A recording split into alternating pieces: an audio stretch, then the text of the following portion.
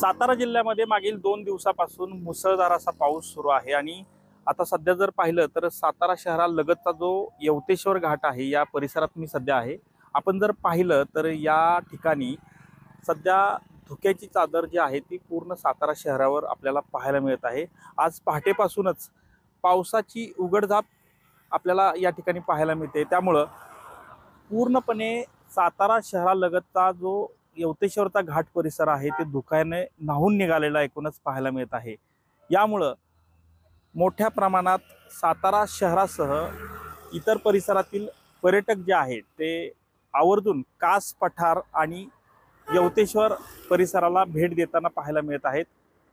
सध्या सातारा जिल्ह्यात मागील 2 दिवसामध्ये मुसळधार असा पाऊस कोसळला. यामुळं पूर्णपणे सातारा शहरात जनजीवन एकूणच विस्कळीत झालेलं पाहायला मिळालं. मात्र सध्या जर आज सकाळपासून पाहिलं तर पूर्णपणे या भागामध्ये धुक्याची चादर पसरली असल्यामुळं पर्यटक जे आहेत ते सध्या यवतेश्वर घाटासह कास परिसराला भेट देत आहेत.